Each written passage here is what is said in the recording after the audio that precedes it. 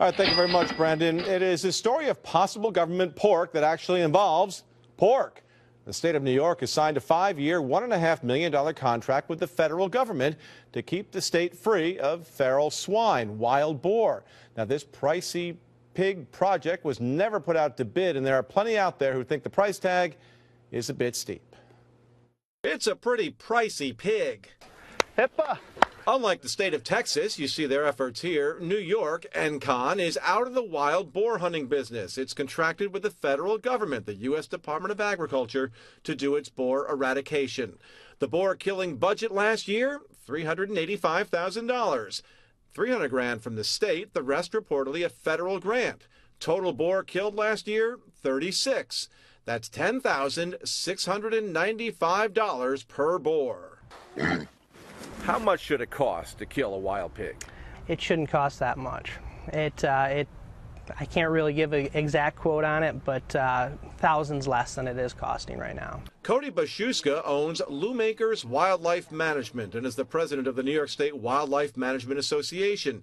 He says his company is one of many licensed by the state that could do the same job for a lot less money.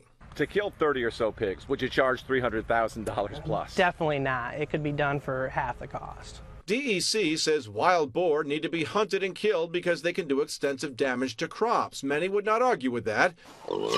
What many do disagree with is paying that much to kill them. It's obscene, to be honest. Assemblymember Pete Lopez from Schoharie represents the kind of rural district where feral swine might be found. He wants hunters to be involved in feral swine eradication. Open a season and make it an open season like they do with coyotes. So why hire people to shoot them when people can shoot them and eat them at a lot less per pound? We're in a recession, folks. We've got people who are still recovering from floods. We have homeowners who can't afford spiking energy prices from our utility companies, diesel fuel, oil fuel out of sight. So we can't afford to be wasting money. We've got to be more thoughtful than that. Here's the contract between DEC and USDA obtained through a Freedom of Information request. There are costs for salaries and benefits, separate lines for travel and vehicle usage, $50,000 in supplies and equipment in year one, down to $30,000 a year after that, $24,000 a year for services, $41,000 annually for program support. Bottom line, should it cost $10,000 per pig to kill these things? Absolutely not.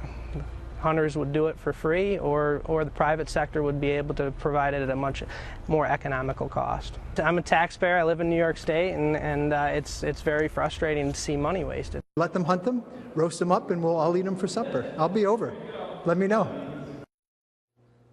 Now, this project was never put out to bid because DEC says, quote, USDA Wildlife Service is the only entity with the expertise, experience, resources, legal authority, and mandate needed to conduct a comprehensive statewide feral swine eradication program in New York State. DEC also says private companies do not have the manpower, expertise, and equipment to deal with the problem statewide, something Cody Bashuska disagrees with. DEC also says hunting, well, that's inefficient and an ineffective way to control or eradicate boar.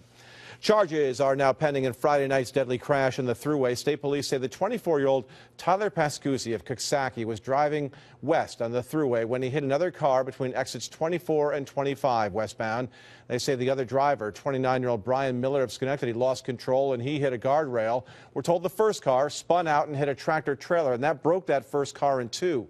State police say 2 passengers in that car driven by Pascusi were thrown from it and killed. At last check, Pascusi was still being treated in the hospital and is pending arraignment. The other driver, Miller, is now out of the hospital.